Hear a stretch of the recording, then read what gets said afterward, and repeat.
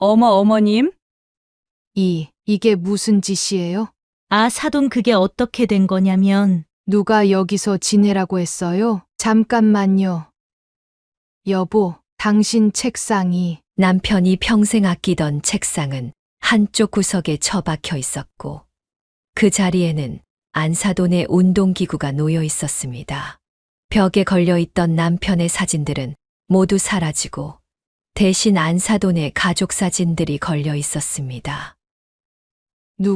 누가 이런 짓을, 어머님, 어쩐 일로? 이게 다 무슨 짓이니? 어머님 친정어머님이 잠시라고? 이게 잠시야? 아버님 물건은 건드리지 말라고 했잖아. 이게 무슨 짓이야? 어머님, 진정하세요. 저희가 이제 알겠어. 이제 다 알겠어. 내가 바보였구나. 이럴 줄 알았으면 어머님, 이제 됐어. 다 됐다고. 그는 현관으로 뛰쳐나왔습니다. 사연을 듣고 난 후 각자의 의견을 댓글로 남겨주시기 바랍니다. 사소한 댓글이라도 사연자분에게 큰 힘이 될 수 있습니다. 각색될 수 있고 사연자분의 입장에서 구성될 수 있습니다. 그날도 평소와 다름없는 아침이었습니다. 남편은 평소처럼 일찍 일어나 출근 준비를 했습니다.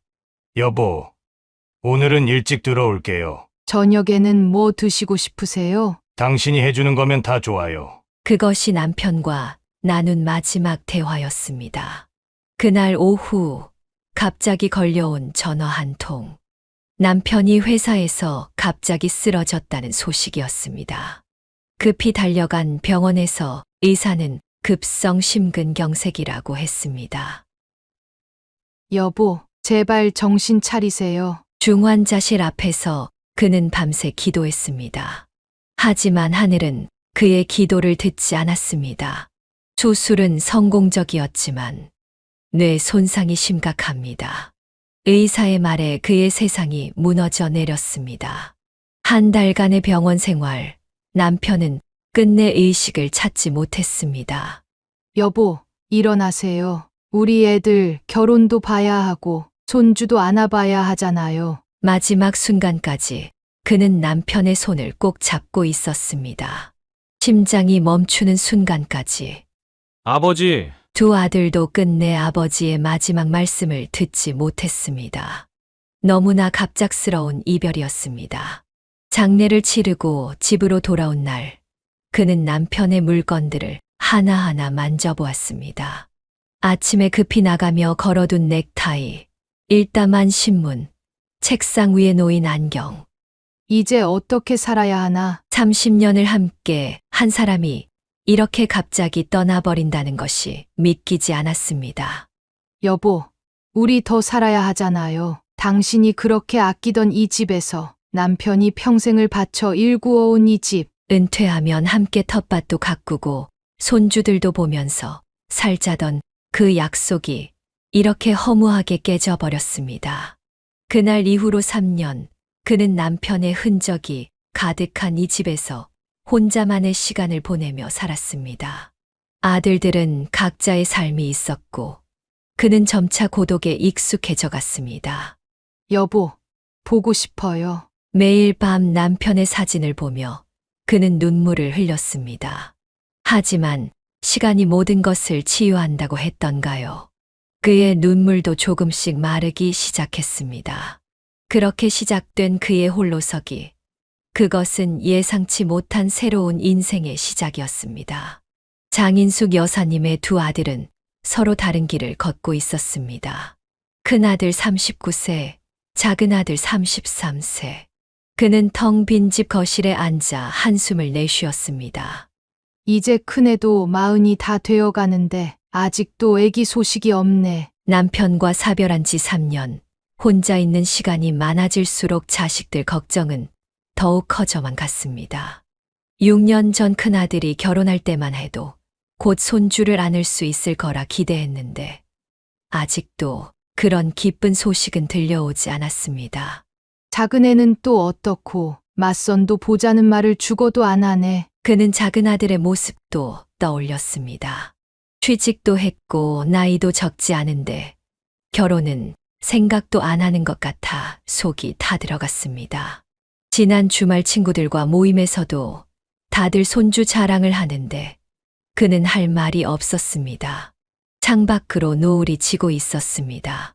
늘 이 시간이면 남편과 마주 앉아 차 한 잔을 나누곤 했는데 이제는 그마저도 추억이 되어버렸습니다. 여보, 우리 애들 잘 될까요? 텅 빈 집에 그의 한숨 소리만 울렸습니다. 주변 친구들은 벌써 손주 자랑을 하기 시작했고 그때마다 그의 마음은 무거워졌습니다. 큰아들 내외는 맞벌이를 하느라 바빴고 주말에도 거의 얼굴을 보기 힘들었습니다. 며느리가 임신 준비를 한다는 말도 들은 적이 없었습니다. 엄마, 나 이번 주말에 집에 갈게. 작은 아들이 전화를 걸어왔습니다.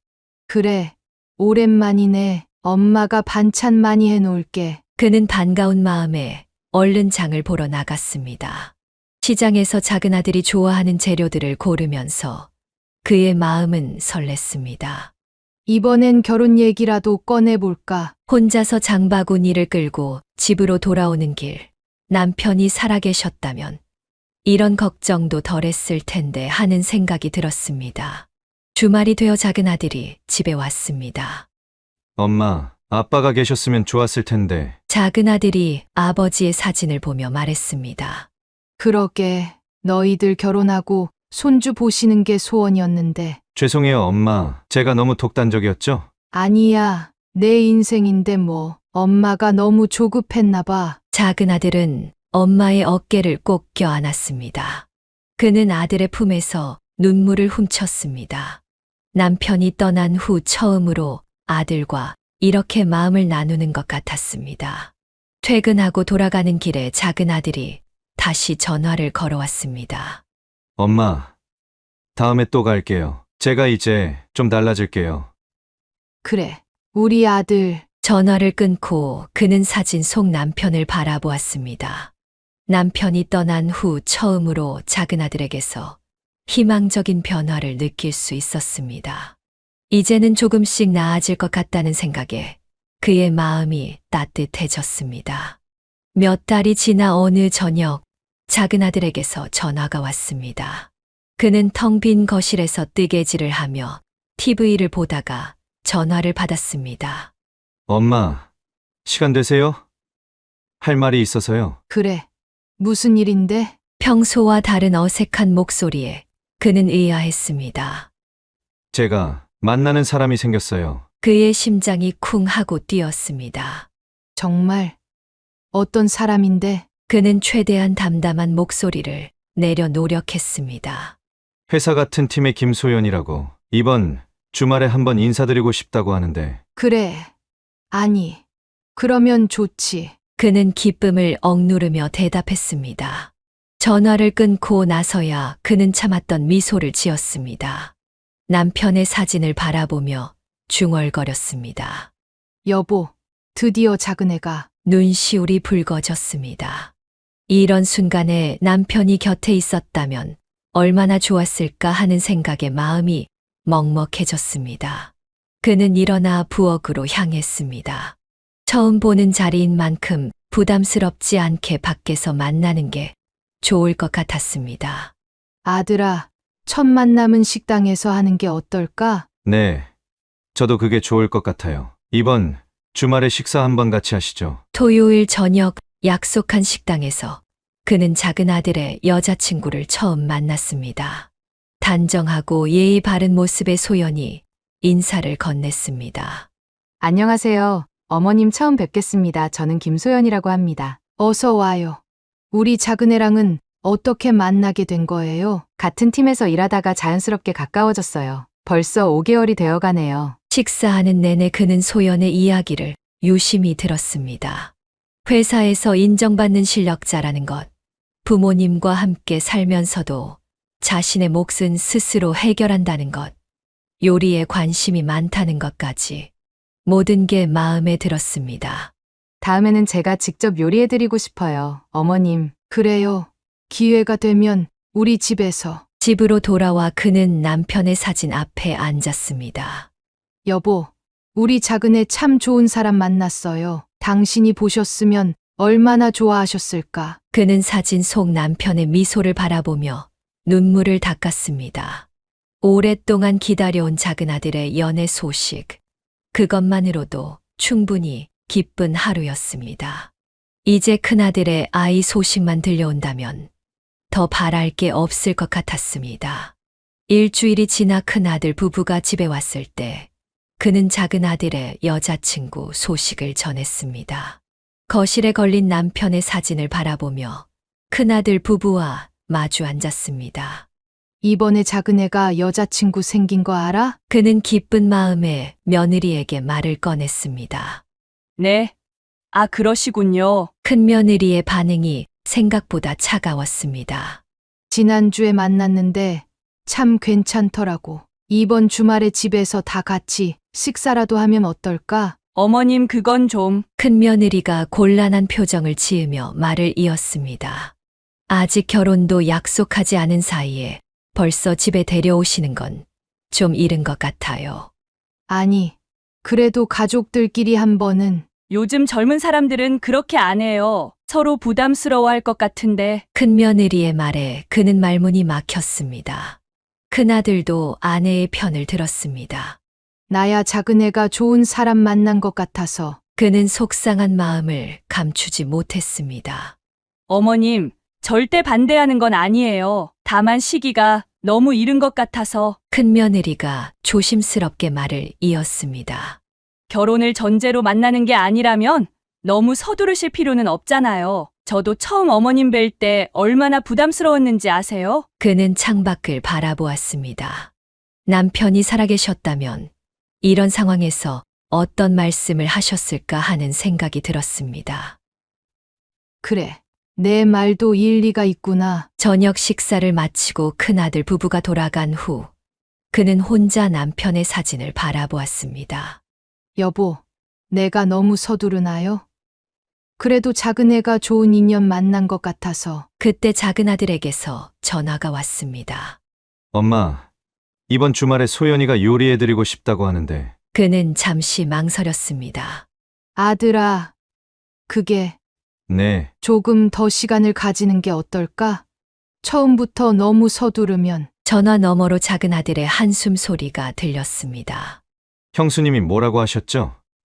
아니, 그게 아니라. 알겠어요. 엄마, 나중에 다시 얘기해요. 작은 아들이 전화를 끊었습니다. 그의 목소리에서 실망감이 묻어났습니다.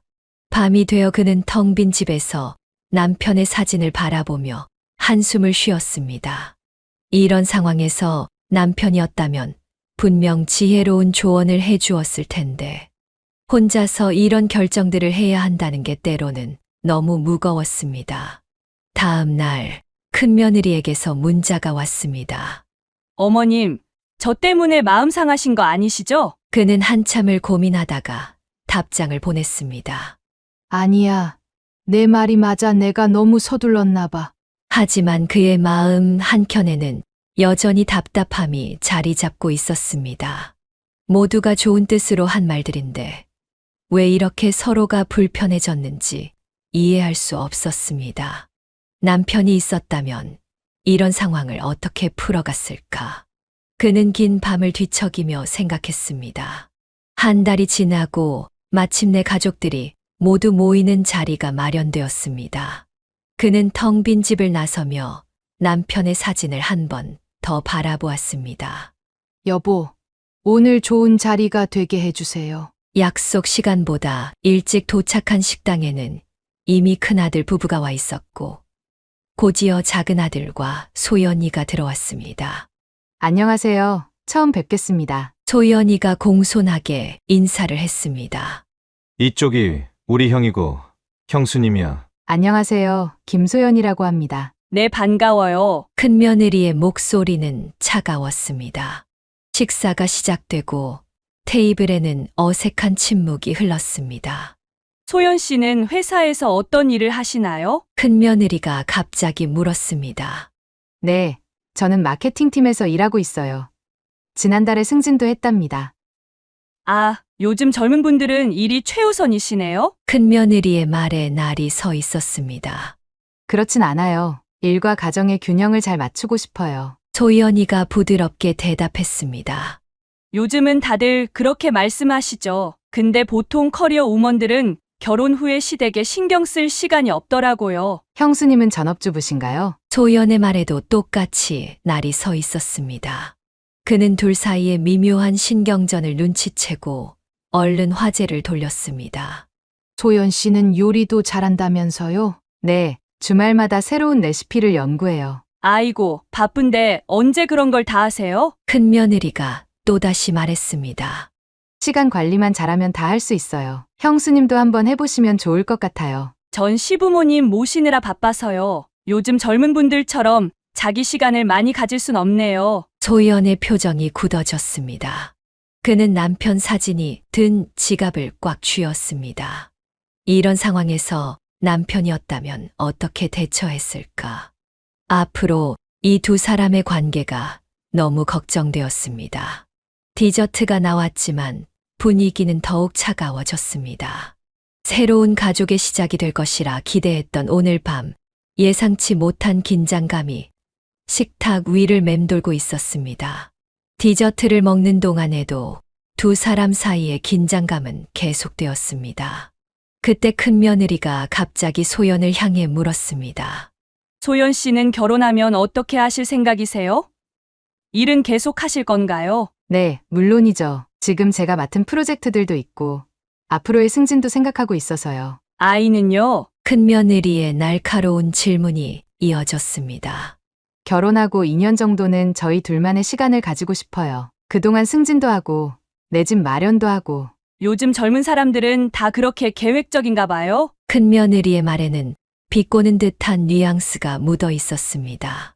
네, 현실적으로 그게 맞다고 생각해요. 형수님은 어떠셨어요? 저는 그때그때 자연스럽게 살았어요. 너무 계획적으로 사는 건 오히려 불행할 것 같아요. 시대가 많이 달라졌잖아요. 이제는 달라진 게 아니라 요즘 젊은 사람들이 너무 이기적인 거 아닐까요? 큰며느리의 말에 소연의 표정이 굳어졌습니다.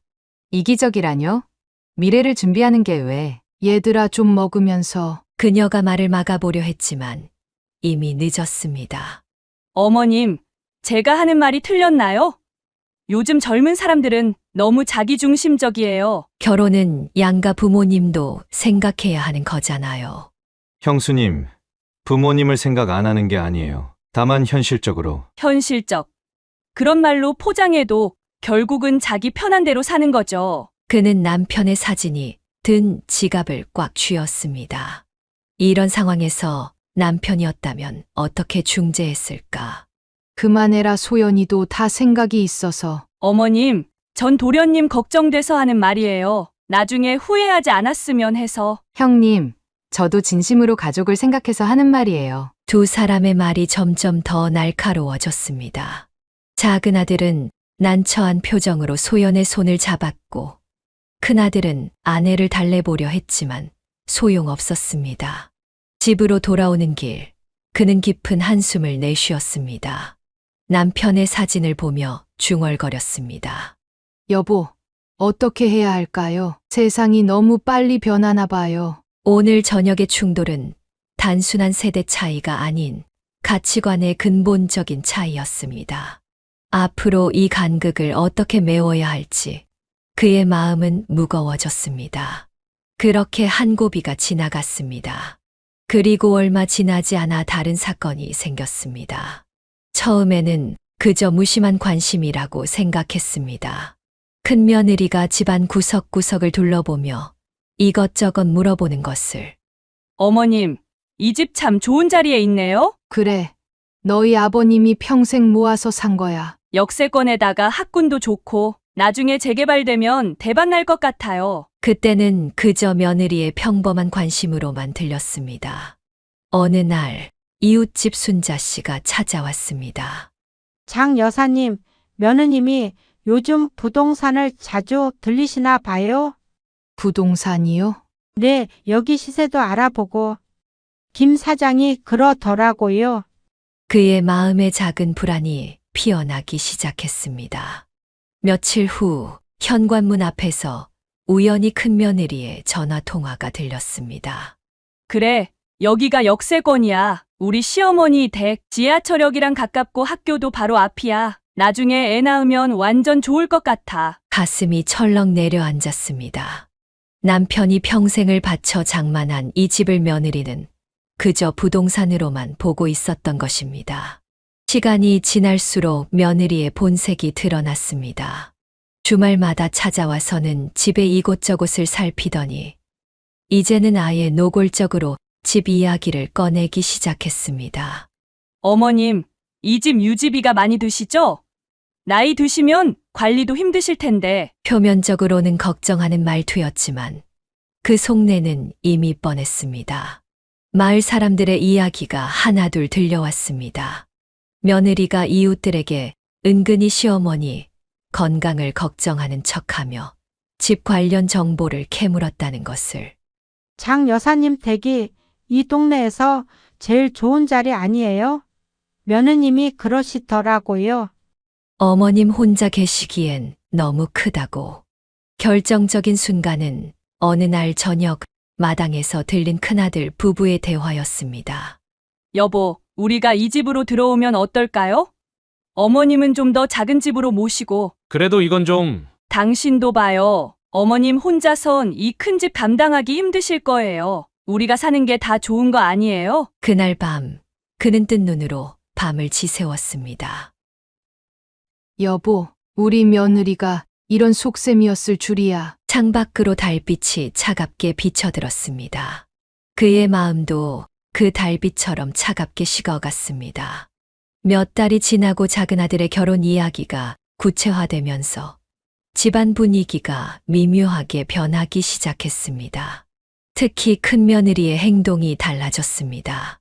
어머님, 혼자 계시면 많이 외로우시죠? 이번 주에 찾아뵈려고 하는데. 평소 3달에 한 번 정도 얼굴을 비추던 큰며느리가 일주일에 2~3번씩 찾아오기 시작했습니다. 웬일이니? 바쁜데. 아니에요. 어머님 생각하면 마음이 쓰여서. 그러던 어느 날 큰며느리가 집안을 둘러보며 말을 꺼냈습니다. 어머님, 이 방은 어떻게 쓰세요? 글쎄, 그냥 살림 도구랑 옷가지들 넣어두는데. 아, 이 방이면 애기 방으로 참 좋겠는데요. 햇빛도 잘 들고. 그는 큰며느리의 말의 순간 긴장했습니다. 어머님, 사실 큰 방도 너무 넓으신 것 같아요. 혼자 계시기에는. 그래도 이 집에서 살아온 세월이 있는데. 제 말은 어머님도 편하시라고. 큰며느리의 말 속에 숨은 의도가 느껴졌습니다. 그는 남편의 사진을 바라보았습니다. 어머님, 혹시 도련님 결혼하면 어디 사실 거예요? 글쎄 나 아직 생각 안 해봐서 잘 모르겠는데. 그런 얘기는. 새 신혼집을 마련하시겠죠? 큰며느리의 말에는 날이 서 있었습니다. 요즘 전세값이 많이 올랐더라고요. 도련님도 힘드실 텐데. 그때 현관 벨이 울렸습니다. 작은 아들이었습니다. 어머, 도련님 오셨네요. 큰며느리의 목소리가 갑자기 달라졌습니다. 형수님, 웬일이세요? 어머님이 혼자 계시니까 자주 들르려고요. 작은 아들은 의아한 표정을 지었습니다. 그동안 큰며느리가 발길을 뜸하게 했던 것을 잘 알고 있었기 때문입니다. 어머니, 이제 저도 자주 올게요. 소연이랑 같이. 그래. 너희들 바빠서 어디. 저녁 식사 자리에서 큰며느리는 계속해서 집 이야기를 꺼냈습니다. 도련님, 결혼하시면 신혼집은 어디로 생각하세요? 아직 구체적으로 생각은. 요새 집값이 너무 비쌌죠? 전세도 만만찮고. 그는 밥숟가락을 내려놓았습니다. 큰며느리의 의도가 너무나 뻔히 보였기 때문입니다. 나는 아직 이 집에서 살 거야. 그의 단호한 말에 식탁에 정적이 흘렀습니다. 어머님, 이 집에는 너희 아버지와의 추억이 가득해. 아직은 내가 이 집을 지킬 거야. 큰며느리는 말없이 밥을 덜어냈습니다. 작은 아들은 어머니를 걱정스럽게 바라보았습니다. 집을 나서며 큰며느리가 마지막으로 말했습니다. 어머님, 제가 걱정돼서 그래요. 이 큰 집에서 혼자 계시는 게. 하지만 그는 알고 있었습니다. 이것이 단순한 걱정이 아니라는 것을. 남편이 떠난 후 처음으로 그는 가족들 사이에서 큰 갈등이 시작되고 있음을 느꼈습니다. 그렇게 긴장감이 감돌던 어느 날, 큰아들에게서 전화가 왔습니다. 엄마, 좋은 소식이 있어요. 응, 무슨, 아내가 임신했어요. 그의 눈시울이 붉어졌습니다. 6년을 기다린 소식이었습니다. 정말이니? 네. 어제 병원에서 확인했어요. 이제 10주 됐대요. 그는 남편의 사진을 바라보았습니다. 여보, 드디어 손주가 생겼어요. 기쁨의 눈물을 닦으며 그는 다시 전화를 들었습니다. 그런데 엄마, 큰아들의 목소리가 조심스러워졌습니다. 아내가 좀 불안해해서 혹시 출산할 때까지 엄마 집에서 지내면 안 될까요? 순간 그의 마음이 복잡해졌습니다. 우리 집에서? 네. 집 근처에 큰 병원도 있고 전화를 끊고 그는 한참을 생각에 잠겼습니다. 얼마 전 큰며느리가 보였던 집에 대한 관심이 떠올랐습니다. 다음 날 큰아들 부부가 찾아왔습니다. 어머님, 아기는 건강하대요. 큰며느리의 표정이 한결 부드러워져 있었습니다. 다행이구나. 입덧은 없고. 아직은 괜찮아요. 그런데 어머님, 큰며느리가 조심스럽게 말을 이어갔습니다. 병원이 멀어서 좀 걱정이에요. 혹시 출산할 때까지만. 둘이 방은 써도 되는데. 그의 말에 큰며느리의 눈이 반짝였습니다. 정말요? 어머님, 하지만 아기 낳고 나면 돌아가야 해. 순간 큰며느리의 표정이 굳어졌습니다. 네, 물론이죠. 그날 저녁 작은 아들이 소연과 함께 찾아왔습니다. 엄마, 형수님 임신했다면서요? 축하드려요. 소연이 진심으로 기뻐하는 것 같았습니다. 근데 여기서 지내신다고요? 작은 아들의 표정이 걱정스러워졌습니다. 그래. 병원이 가깝잖아. 엄마, 형수님이 그동안 집 얘기 꺼냈던 거. 작은 아들의 말에 그도 고개를 끄덕였습니다. 알아. 엄마도 알아. 어머님, 제가 자주 와서 도와드릴게요. 소연의 말에 그는 따뜻한 미소를 지었습니다. 고마워, 소연아. 그날 밤 그는 다시 남편의 사진을 바라보았습니다. 여보, 드디어 손주가 생겼어요. 기뻐요. 하지만 한편으로는 걱정도 되네요. 우리 집이 이제 갈등의 씨앗이 될 것 같아서. 한 달 뒤 큰아들 부부가 짐을 들고 들어왔습니다. 큰며느리는 벌써부터 아기 방으로 쓸 공간을 찾아보고 있었습니다. 어머님, 이 방은 어떨까요? 아기 물건들을 여기에. 그건 천천히 생각해보자. 그는 마음 한켠이 불안했습니다. 임신이라는 기쁜 소식이 오히려 새로운 갈등의 시작이 될 것 같았기 때문입니다. 여보, 우리 집이 이제 어떻게 될까요? 남편의 사진 속 미소가 오늘따라 더욱 쓸쓸해 보였습니다. 큰아들 부부가 함께 지내기 시작한 지 석 달이 지났습니다. 그는 점차 새로운 생활에 적응해 가고 있었습니다. 아침마다 큰며느리의 상태를 살피고 입덧이 심할 때면 죽을 쑤어주는 것이 일상이 되었습니다. 그러던 어느 날 오후 예고도 없이 초인종이 울렸습니다. 누구, 어머? 사돈 웬일이세요? 문을 열자 큰며느리의 친정어머니가 커다란 트렁크를 끌고 서 있었습니다. 사돈, 우리 딸이 힘들다고 해서 도와달라고 해서 왔습니다. 그는 당황한 기색을 감추지 못했습니다. 네. 이게 무슨... 그래도 여긴 저희 집인데 갑자기 이렇게... 엄마, 오셨어요? 큰며느리가 반가운 목소리로 달려 나왔습니다.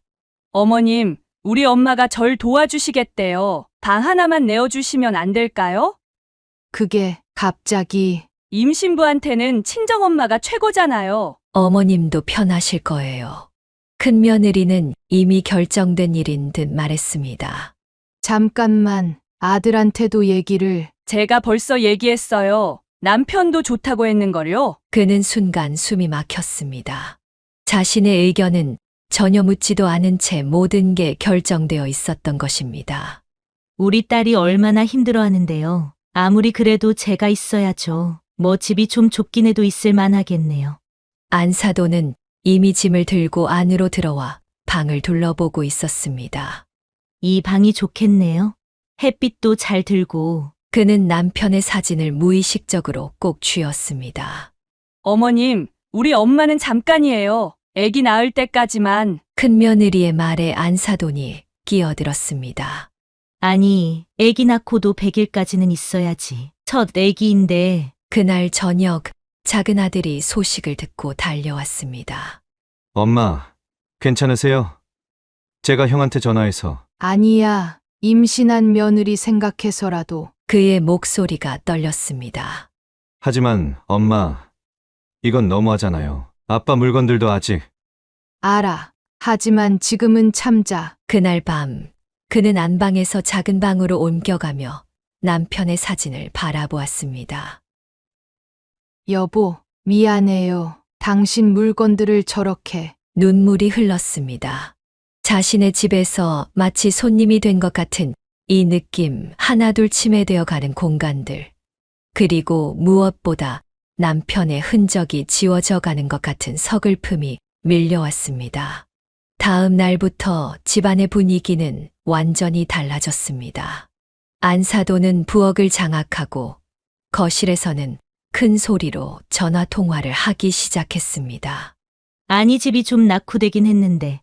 그래도 뭐 나름 살만해. 근데 언제까지 우리 딸이 여기서 이렇게 좁게 살아야 하나? 안사돈의 한숨 섞인 목소리가 그의 귀에 들렸습니다. 그는 이제 자신의 집에서 조심스럽게 움직여야 했습니다. 식사 시간도 TV 보는 시간도 모두 안사돈의 스케줄에 맞춰야 했습니다.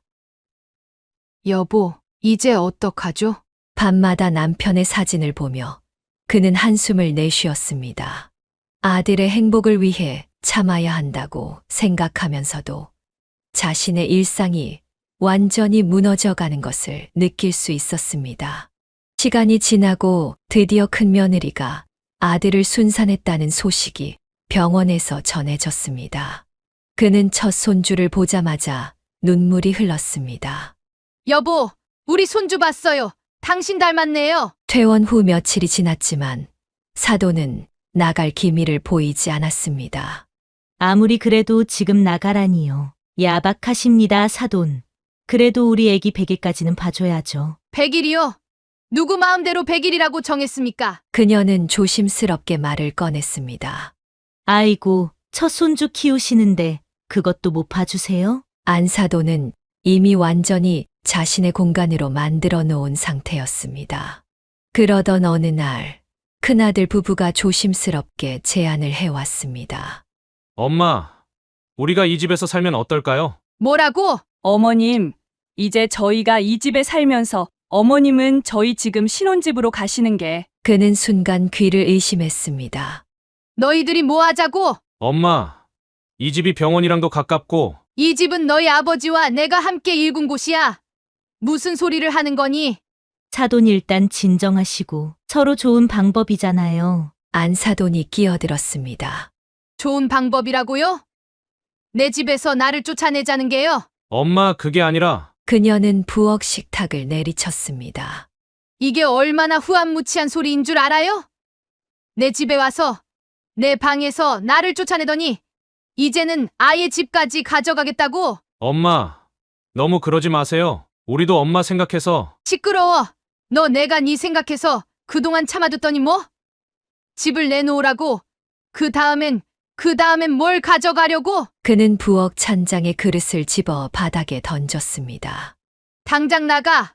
모두 나가. 어머님, 내일까지 짐 싸서 다 나가. 안 그러면 경찰에 신고할 거다. 이렇게까지 하실 거예요.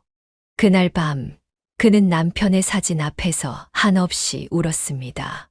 여보, 우리 큰아들이 이럴 줄 알았어요? 이렇게 날 내쫓으려고 할 줄. 이제 가족 간의 갈등은 돌이킬 수 없는 지경에 이르렀습니다. 그의 한숨 소리가 텅 빈 집안을 가득 채웠습니다. 그렇게 며칠이 지났을 때 작은 아들이 급하게 찾아왔습니다. 큰아들 부부의 이야기를 전해 들었다는 얼굴이었습니다. 엄마, 형이 정말 그런 말을 했어요. 됐다. 그 이야기는 그만하자. 작은 아들의 얼굴이 붉어졌습니다. 혼자만 차지하겠다는 거잖아요. 이건 너무하잖아요. 그때 큰 아들이 들어왔습니다. 왜 이렇게 큰 소리야? 형, 엄마한테 어떻게 그럴 수 있어? 넌 상관하지 마. 이건 내 일이야. 상관하지 말라고. 이게 형 혼자만의 일이야. 작은 아들이 큰 아들의 멱살을 잡았습니다. 이 집은 우리 아버지가 돌아가시기 전에 엄마한테 맡기신 거예요. 형이 뭔데? 그래서 내가 가지고 싶다는 거야. 뭐라고요? 넌 결혼도 안 했잖아. 이 집이 필요하겠어? 형, 지금 그게 중요한 게 아니잖아요. 너도 결혼하면 이 집 달라고 할 거 아냐? 그때 큰 며느리가 끼어들었습니다. 도련님, 우리가 이 집에서 살면서 어머님도 모시고 형수님들이 이 집에 와서 엄마를 얼마나 힘들게 했는지 아세요? 우리가 뭘? 사돈어른 모시고 와서 불편하게 했잖아요. 그건 애기 때문에. 애기 때문에 이제 집까지 뺏어가겠다는 거예요? 장인숙 여사는 이 모습을 보며 가슴이 찢어지는 것 같았습니다. 둘 다 그만해. 하지만 두 아들은 멈추지 않았습니다. 형, 이러고도 형이에요. 너는 이 집 필요 없다면서 왜 이러는 건데? 전 엄마가 걱정돼서 그래요. 형처럼 재산 때문이 아니라고요. 뭐야? 순간 큰아들의 주먹이 작은아들의 얼굴을 향해 날아갔습니다. 여보, 그만해요. 큰 며느리가 말렸지만 이미 늦었습니다. 장인숙 여사는 쓰러지듯 소파에 주저앉았습니다. 남편의 사진을 보며 그는 눈물을 흘렸습니다. 다들 나가. 제발 나가. 그날 이후 두 아들은 서로 얼굴도 보지 않게 되었습니다. 한 지붕 아래서 자라난 형제가 이제는 원수처럼 변해버렸습니다. 이제 어떡하면 좋아요? 여보, 장인숙 여사의 한숨 소리만이 텅 빈 집안을 가득 채웠습니다. 그날 이후로 며칠을 뜬 눈으로 보냈습니다. 그는 남편의 사진을 보며 밤새 생각했습니다. 여보, 내가 너무 고집을 부린 걸까요? 창밖으로 비가 내리고 있었습니다. 빗소리를 들으며 그는 지난 시간들을 떠올렸습니다. 남편과 함께 이 집에 처음 들어왔던 날, 두 아들을 키우며 보냈던 시간들, 그리고 이제는 손주까지. 애기는 죄가 없는데. 갓 태어난 손주 생각에 그의 마음이 흔들렸습니다. 다음 날 아침 그는 결심을 하고 큰아들에게 전화를 걸었습니다. 어머니, 이 집 내가 가져라. 네? 어머니 지난번 일은 대신 조건이 있어. 그의 목소리는 단단했습니다. 첫째, 이 집의 반은 작은애 몫으로 남겨둬야 해. 둘째, 내 아버지의 서재는 절대 건드리면 안 돼. 그리고 난 너희가 살던 신혼집으로 갈 테니 그 집은 내 앞으로 해줘. 어머니, 정말요? 애기한테는 좋은 아빠가 되어라. 너희 아버지처럼. 전화를 끊고 그는 오랫동안 울었습니다. 남편의 사진을 들여다보며 중얼거렸습니다. 여보, 내가 잘한 걸까요? 당신이 평생 일구신 이 집인데. 그날 저녁 큰아들 부부가 찾아왔습니다. 어머니, 저희가 잘못했어요. 큰며느리의 눈에도 눈물이 고여 있었습니다. 이제 됐다. 난 내일 짐을 싸마 너희 신혼집으로 갈 거야. 저희가 이사 도와드릴게요. 너희는 이제 새 시작을 하는 거고 나도 새 시작을 하는 거야. 그는 마지막으로 집안을 둘러보았습니다. 30년 넘게 살아온 이 집의 구석구석에는 추억이 가득했습니다. 여보, 우리가 처음 이사 왔을 때 기억나요? 그때는 이렇게 될 줄 몰랐네요. 짐을 싸는 내내 그의 눈에서는 눈물이 멈추지 않았습니다. 큰아들의 신혼집으로 옮기는 것, 이것이 그가 할 수 있는 마지막 양보였습니다. 어머니, 저희가 이제 됐어. 너희 새 시작을 축하해준다고 생각하면 돼. 마지막으로 그는 남편의 사진을 조심스럽게 쌌습니다. 여보, 이제 우리 새로 시작해요. 이번에는 작은 집에서. 아들의 행복을 위해, 그리고 갓 태어난 손주를 위해 그는 자신의 전부였던 이 집을 내어주기로 한 것입니다. 큰아들의 신혼집으로 가는 것, 그것은 마지막 자존심을 지키기 위한 선택이기도 했습니다. 이사한 지 일주일이 지났습니다. 그는 문득 남편의 유품 중 하나를 깜빡했다는 것을 떠올렸습니다. 여보의 시계 서랍에 두고 왔네. 그는 아침 일찍 버스를 타고 예전 집으로 향했습니다. 열쇠를 돌리고 들어선 현관은 낯설게 느껴졌습니다. 이상하다. 신발이. 안사돈의 구두가 현관에 놓여 있었습니다. 그의 심장이 쿵쾅거리기 시작했습니다. 발걸음을 옮기던 그는 안방에서 들리는 소리에 멈춰섰습니다. 여기가 훨씬 좋지. 전에 집은 너무 좁았어. 안사돈의 목소리였습니다. 그는 천천히 안방 문을 밀었습니다. 어머님? 안사돈은 침대에 앉아 전화 통화를 하고 있었습니다. 그의 눈앞이 캄캄해졌습니다. 남편과 함께 썼던 그 침대, 그 자리에 안사돈이 버젓이 앉아 있었습니다. 이게 무슨 짓이에요? 아, 사돈 그게 어떻게 된 거냐면 누가 여기서 지내라고 했어요? 그의 목소리가 떨렸습니다. 방을 둘러보니 안사돈의 물건들이 곳곳에 널려 있었습니다. 남편의 장롱은 어딘가로 치워져 있었고 그 자리에는 안사돈의 화장대가 자리 잡고 있었습니다. 잠깐만요. 그는 서재로 뛰어갔습니다. 문을 열자마자 그는 그 자리에 주저앉고 말았습니다. 여보, 당신 책상이. 남편이 평생 아끼던 책상은 한쪽 구석에 처박혀 있었고 그 자리에는 안사돈의 운동기구가 놓여 있었습니다. 벽에 걸려 있던 남편의 사진들은 모두 사라지고 대신 안사돈의 가족 사진들이 걸려 있었습니다. 누가 이런 짓을. 그때 큰며느리가 들어왔습니다. 어머님, 어쩐 일로? 이게 다 무슨 짓이니? 저 어머님 친정어머님이 잠시라고? 이게 잠시야? 그는 부들부들 떨리는 손으로 서재 한켠에 처박혀 있는 남편의 물건들을 만졌습니다. 아버님 물건은 건드리지 말라고 했잖아. 이게 무슨 짓이야? 어머님, 진정하세요. 저희가 이제 알겠어. 이제 다 알겠어. 그는 갑자기 웃음을 터뜨렸습니다. 차라리 미쳐버리고 싶은 심정이었습니다. 내가 바보였구나. 이럴 줄 알았으면. 어머님, 이제 됐어. 다 됐다고. 그는 현관으로 뛰쳐나왔습니다. 뒤에서 큰며느리가 뭐라고 외치는 소리가 들렸지만 귀에 들어오지 않았습니다. 집으로 돌아온 그는 남편의 사진 앞에서 오열했습니다. 여보, 미안해요. 내가 당신 물건들을 지키지 못했어요. 그날 밤 그는 결심했습니다. 이제는 더 이상 물러설 수 없다는 것을. 자신의 마지막 양보가 오히려 남편의 흔적마저 지워버리는 결과를 낳았다는 것을 깨달았습니다. 이제는 정말 끝이에요. 손이 떨리는 것도 모른 채 그는 부동산의 전화번호를 눌렀습니다. 그날 밤 장인숙 여사는 한숨도 자지 못했습니다. 남편의 사진을 품에 안은 채 날이 밝기만을 기다렸습니다. 여보, 이제는 정말 모든 걸 정리해야 할 것 같아요. 아침 일찍 그는 지친 걸음을 하고 부동산으로 향했습니다. 무슨 일로 오셨어요? 우리 집을 팔려고요. 네. 그 집을 파시게요. 동네에서 20년 넘게 부동산을 해온 김 사장은 놀란 눈으로 그를 바라보았습니다. 갑자기 왜? 이제는 더 이상 지킬 수가 없어요. 그의 목소리가 떨렸습니다. 근데 혼자 결정하셔도 돼요. 이제 그런 건 상관없어요. 어서 매물로 올려주세요. 발걸음을 돌리려는 그를 김 사장이 붙잡았습니다. 사모님, 잠깐만요.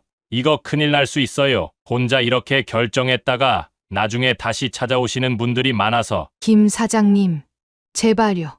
제가 얼마나 힘든 줄 아세요? 그는 그 자리에 주저앉아 울음을 터뜨렸습니다. 어제 본 광경, 남편의 흔적이 모두 사라진 그 집의 모습이 자꾸만 떠올랐습니다. 아주머니, 우리 남편이 평생 일해서 장만한 집인데 이제는 제가 들어갈 수도 없는 곳이 됐어요. 김 사장은 한참을 망설이다 말했습니다. 알겠습니다. 제가 매물 내놓을게요. 근데 급하게 팔면 손해보실 텐데. 괜찮아요. 그냥 빨리 정리하고 싶어요. 그날 오후 큰아들에게서 전화가 왔습니다. 엄마! 이게 무슨 소리예요? 집을 판다고요? 그래. 난 결심했어. 엄마가 어떻게 우리한테 상의도 없이? 상해. 너희는 나한테 상의했니? 안방에 안사돈 들이고 아버지 물건들 다 치우고. 그건 죄송해요. 다시 원상복구 시킬게요. 이제 됐어. 늦었어. 에휴, 엄마! 이제 나도 내 삶을 살아야겠어. 너희가 내 마음도 모르면서. 전화를 끊고 그는 남편의 사진을 꺼내 들었습니다. 여보, 미안해요. 당신이 그렇게 아끼던 집인데, 하지만 이제는 정말 팔아야 할 것 같아요. 우리 추억이 더 짓밟히기 전에. 그때 현관벨이 울렸습니다. 큰며느리와 안사돈이 찾아왔습니다. 어머님, 이러시면 안 돼요. 왜?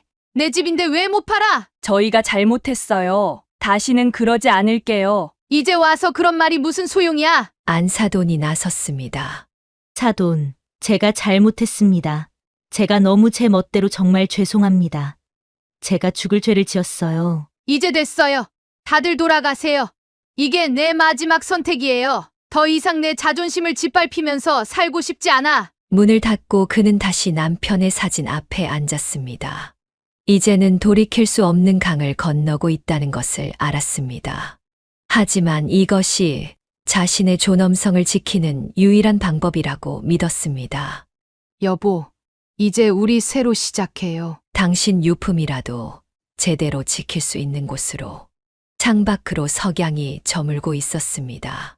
그의 마음속에서도 30년 세월의 태양이 저물어가고 있었습니다. 부동산에 매물로 나온 지 일주일 만에 구매자가 나타났습니다. 시세보다 10% 낮은 가격이었지만 그는 망설이지 않고 매각을 결정했습니다. 김 사장님, 계약하시죠. 아주머니, 좀 더 기다려보시면 더 좋은 가격에 팔 수 있을 텐데, 이 동네 시세가 오르는 추세라. 아니요. 이제 빨리 정리하고 싶어요. 계약서에 도장을 찍는 그의 손이 떨렸습니다. 30년 세월이 담긴 집을 이렇게 보내는 것이 믿기지 않았습니다. 아주머니, 정말 이렇게 서두르실 건가요? 요즘 같은 때에 10% 낮은 가격이면. 김 사장님, 전 이제 돈보다 중요한 게 있어요. 그래도 김 사장은 더 이상 말을 잇지 못했습니다. 그의 눈빛에서 단호함이 느껴졌기 때문입니다. 여보, 우리 집을 팔았어요. 집으로 돌아와 남편의 사진을 보며 그는 눈물을 흘렸습니다. 이제는 정말 새로 시작하는 거예요. 우리 추억이 더 이상 짓밟히지 않는 곳으로 가요. 부동산 사장이 건넨 계약금 봉투가 무겁게 느껴졌습니다. 매매가의 10%. 시세보다 훨씬 낮은 가격에 계약했지만 후회는 없었습니다. 이제 와서 망설이면 안 돼요. 그는 창가에 서서 동네를 바라보았습니다. 30년 동안 보아온 풍경이었습니다. 아이들이 자라는 동안 매일 보았던 거리, 남편과 함께 걸었던 골목길. 모든 것이 추억이었습니다. 옆집 할머니가 들어왔습니다. 장 여사 정말 파시는 거예요? 네. 이제는 정리해야 할 것 같아서요. 서운하시겠어요. 30년을 한 동네에서 살았는데. 그래도 이제는 새로 시작해야죠. 큰아드님은 아세요? 이제 곧 알게 되겠죠. 작은 아들에게 전화가 왔습니다. 엄마, 집을 파셨다고요? 그래. 이제 정리하려고. 제가 말렸어야 했는데. 넌 잘못한 거 없어. 이건 내 선택이야. 근데 왜 이렇게 싸게? 시세보다 훨씬 낮은 가격이라면서요? 돈은 이제 중요하지 않아. 빨리 정리하는 게 더 중요해. 전화를 끊고 창밖을 바라보았습니다. 저녁 노을이 붉게 물들어가고 있었습니다. 이제 진짜 새로 시작이네요. 여보. 그의 눈가에 눈물이 맺혔지만 이번에는 달랐습니다. 이것은 후회의 눈물이 아닌 새로운 결단을 위한 눈물이었습니다. 당신 물건들, 이제는 제가 잘 지킬 수 있는 곳으로 모시고 갈게요. 더 이상은 누구도 당신의 흔적을 함부로 하지 못하게 할 거예요. 계약금 봉투를 손에 꼭 쥐었습니다. 이제 돌이킬 수 없는 강을 건넌 것입니다. 하지만 그의 마음은 오히려 편안해졌습니다. 석양이 완전히 저물었습니다. 그의 마음속에서도 30년 세월의 태양이 저물어가고 있었습니다. 이제는 정말 안녕이네요. 여보, 우리 추억이 깃든 이 집과 이제 진짜 작별 인사를 해야 할 것 같아요. 다음 날 아침 현관문을 두드리는 소리가 요란하게 들렸습니다. 어머님, 문 좀 열어보세요. 큰며느리의 날카로운 목소리였습니다. 그는 천천히 문을 열었습니다. 어떻게 이러실 수 있어요?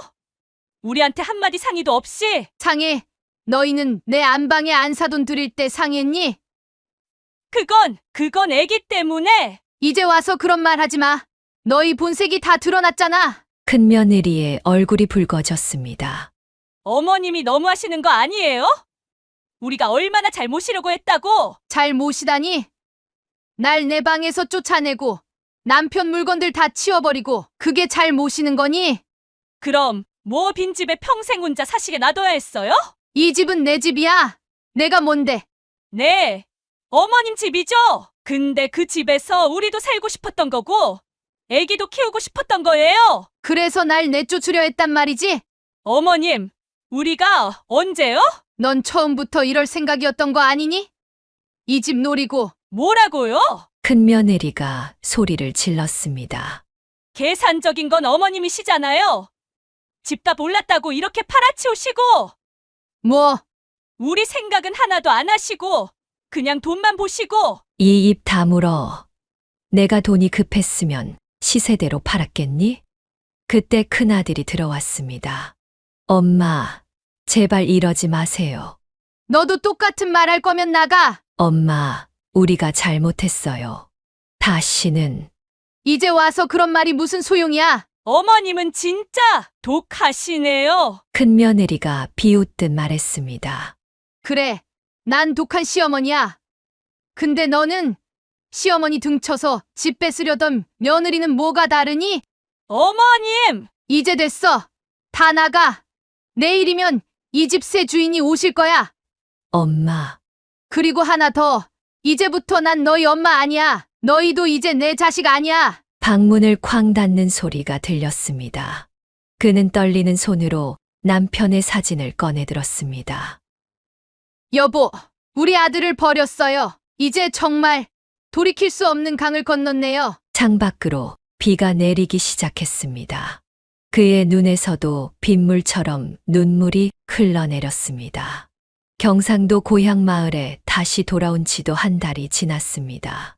그는 어린 시절 뛰어놀던 마을에 작은 집을 전세 내어 새로운 삶을 시작했습니다. 여보, 우리 이제 여기서 살아요. 남편의 사진을 새로 산 장식장에 정성스레 모셨습니다. 서재에 있던 책상도 남편의 물건들도 모두 이곳에 가지고 왔습니다. 어디서 오셨대? 서울서 온 장씨네요. 이웃들의 수군거림이 들렸지만 그는 개의치 않았습니다. 작은 마당에 상추도 심고 고추 모종도 심었습니다. 꽃도 심어 작은 정원을 만들었습니다. 서울에서는 상상도 못했던 일상이었습니다. 이장님, 저도 부녀회에 들어가고 싶은데요. 아이고, 좋지요. 우리 마을에 서울서 오신 분이 계시다니. 마을 사람들과 조금씩 어울리기 시작했습니다. 부녀회 모임에서 김치도 담그고 명절 준비도 함께 했습니다. 장 여사는 손맛이 좋네. 서울서 살림 30년 했으니까. 더 이상 아들의 전화는 오지 않았습니다. 가끔 그들 생각이 날 때면 마당의 꽃밭을 바라보았습니다. 여보, 전 이제 괜찮아요. 우리 둘만의 삶도 나쁘지 않네요. 아침이면 들기를 산책하고 저녁이면 마을 노인정에서 이웃들과 이야기를 나눴습니다. 시간이 지날수록 마음의 상처도 조금씩 아물어갔습니다. 장 여사, 내일 산나물 뜯으러 가실라요? 네. 저도 같이 가고 싶어요. 봄이면 산나물을 뜯고, 가을이면 밤을 줍고, 계절의 변화를 온몸으로 느끼며 살았습니다. 여보, 이렇게 사는 것도 행복하네요. 당신이 계셨다면 얼마나 좋아하셨을까. 어느 날은 해가 저물 때까지 마당에 앉아 하늘을 바라보았습니다. 서울에서는 미처 보지 못했던 별들이 반짝였습니다. 이제야 제 삶을 찾은 것 같아요. 더 이상 누군가의 어머니나 시어머니가 아닌 그저 장인숙으로 살아가는 일상이 편안했습니다. 장 여사님, 내일 탑방 가실래요? 절에 다녀오시죠. 이웃들과 절에도 다니고 마을 행사에도 참여하면서 그의 삶은 조금씩 새로워졌습니다. 여보, 우리가 이렇게 살 줄 누가 알았겠어요. 그래도 이제는 제가 선택한 삶이라 후회는 없어요. 마을 뒷산에 올라 저녁 노을을 바라보며 그는 생각했습니다. 이제야 비로소 자신만의 삶을 살고 있다는 것을. 고향에서의 평화로운 생활이 이어지던 어느 날 작은 아들에게서 전화가 왔습니다. 엄마, 저 결혼합니다. 순간 그의 눈시울이 붉어졌습니다. 그래, 소연이랑? 네, 엄마가 와주셨으면 좋겠어요. 잠시 침묵이 흘렀습니다. 당연히 가야지. 너는 내 아들인데. 전화를 끊고 그는 남편의 사진을 바라보았습니다. 여보, 작은애가 결혼한대요. 제가 가도 될까요? 결혼식장으로 향하는 버스 안에서 그는 생각에 잠겼습니다. 큰아들을 만나게 될지도 모른다는 생각에 가슴이 떨렸습니다. 어머님, 소연이가 달려와 그를 안았습니다. 많이 예뻐졌구나. 보고 싶었어요. 근데 어머님도 더 건강해 보이세요. 신부 대기실에서 그는 소연의 웨딩드레스를 매만져 주었습니다. 어머님, 아주버님이랑 형님도 온다고 하시네요. 그래, 당연히 와야지. 형제인데. 하객들이 하나둘 모이기 시작했습니다. 그는 조용히 맨 뒷자리에 앉았습니다. 엄마, 뒤에서 들리는 목소리에 그는 천천히 고개를 돌렸습니다. 큰 아들이었습니다. 잘 지냈니? 어색한 침묵이 흘렀습니다. 도련님 결혼식인데 앞자리로 가셔야죠. 큰 며느리가 말했습니다. 그의 목소리에는 미안함이 묻어 있었습니다. 결혼 행진곡이 울리고 작은 아들과 소연이가 입장했습니다. 그는 눈물을 참으며 아들을 바라보았습니다. 여보, 우리 작은애 보세요. 많이 행복해 보이죠? 식이 끝나고 하객들이 떠나갈 때였습니다. 어머님, 소연이가 다가와 그의 손을 잡았습니다. 앞으로 자주 찾아뵐게요. 고향이 멀어도. 그래, 너희 생활에 충실하면 돼. 큰아들 가족이 다가왔습니다. 그는 잠시 망설이다 고개를 끄덕였습니다. 그래, 오려면 와라. 마지막으로 작은 아들이 그녀를 껴안았습니다. 엄마, 걱정 마세요. 저 잘 살게요. 그래, 내 아버지처럼 가정을 잘 지키는 남자가 되어라. 돌아오는 버스 안에서 그는 창밖을 바라보았습니다. 오늘 하루 많은 것이 변한 것 같았습니다. 여보, 이제 우리 애들 다 자기 길을 찾아갔네요. 이제 저도 제 길을 더 잘 걸어갈 수 있을 것 같아요. 고향으로 돌아온 그는 마당에 새로 꽃을 심었습니다. 새로운 시작을 알리는 작은 의식이었습니다. 작은 아들 결혼식 이후 조금씩 변화가 찾아왔습니다. 한 달에 한 번씩 작은 아들 부부가 찾아왔고 큰아들도 가끔 연락을 해왔습니다. 엄마, 저희 이번 주말에 가도 될까요? 소연의 전화에 그는 미소를 지었습니다.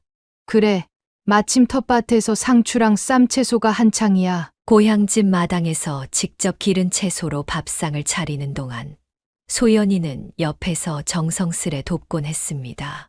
어머님, 저희가 너무 자주 와서 패 끼치는 건 아닐까요? 무슨 소리야. 이렇게 오는 게 더 좋아. 서울에서 함께 살 때보다 오히려 더 가까워진 느낌이었습니다.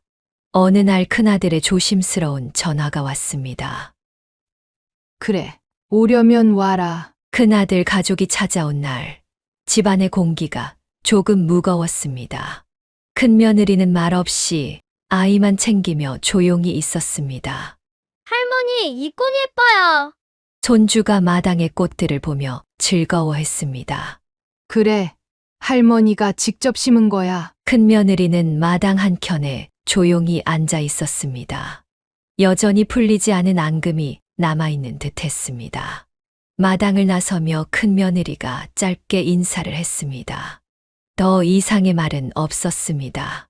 가끔은 두 아들 가족이 함께 찾아오기도 했습니다. 그럴 때면 작은 며느리 소연이가 분위기를 부드럽게 이끌어갔습니다. 엄마, 우리가 이렇게 다 같이 있으니까 좋네요. 소연의 말에 큰 며느리는 조용히 고개만 끄덕였습니다. 여보, 보고 계시죠? 시간이 약이겠죠. 밤이면 남편의 사진을 보며 그는 하루를 정리했습니다. 서로에게 적당한 거리를 두니 날카로웠던 감정들이 조금씩 무뎌져 갔습니다. 할머니, 다음에 또 올게요. 돌아가는 손주의 인사에 그의 마음은 따뜻해졌습니다. 아직 완전히 회복되지는 않았지만 시간이 해결해 줄 것이라 믿었습니다. 여보, 천천히 기다려 볼게요. 언젠가는 모두가 진심으로 웃을 수 있는 날이 오겠죠? 마당의 꽃들이 바람에 살랑거렸습니다. 적당한 거리는 서로의 상처를 돌아보게 만들었고 그 시간은 관계를 조금씩 회복시켜주고 있었습니다. 이제 그의 하루는 새벽 새소리와 함께 시작됩니다. 아침 햇살이 마당에 비칠 때면 그는 이미 일어나 차를 마시며 하루를 준비합니다. 여보, 오늘도 좋은 하루가 시작되네요. 텃밭에서 풀을 뽑고 물을 주는 것으로 아침이 시작됩니다. 나무를 다듬고 김치를 담그는 손길에도 여유가 묻어납니다. 장 여사님, 산책하실 때가 됐죠? 이웃집 순자 씨와 함께하는 아침 산책은 그의 일과가 되었습니다. 오늘은 도서관에서 무슨 책을 빌려올까? 점심 후에는 마을 도서관으로 향합니다. 책장 사이를 거닐며 고르는 책 한 권은 이제 그의 가장 좋은 친구가 되었습니다. 여보, 이제는 제가 좋아하는 걸 실컷 할 수 있네요. 오후에 햇살이 비치는 마당의 평상에서 책을 읽는 시간. 가끔은 졸기도 하고 때로는 깊은 생각에 잠기기도 합니다. 저녁이면 마을 뒷산 둘레길을 걷습니다. 노을이 지는 하늘을 바라보며 그는 하루를 정리합니다. 이렇게 사는 것도 참 행복하네요. 밤이면 남편의 사진 앞에서 하루를 마무리합니다.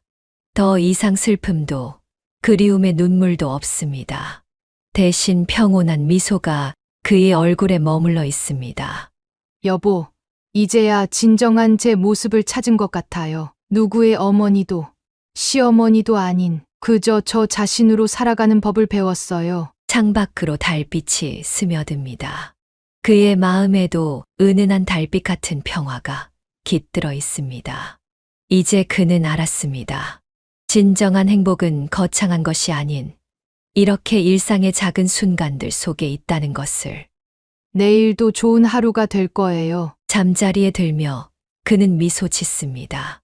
내일도 모레도 그의 평화로운 일상은 계속될 것입니다. 자신만의 속도로 자신만의 방식으로 살아가는 이 고요한 행복이 이제는 그의 전부가 되었습니다. 사연을 듣고 댓글을 남겨주시기 바랍니다. 사소한 의견일지라도 사연자분에게는 큰 힘이 됩니다. 노골적인 악성 댓글은 사연자분에게 상처가 될 수 있으니 삼가주시기 바랍니다.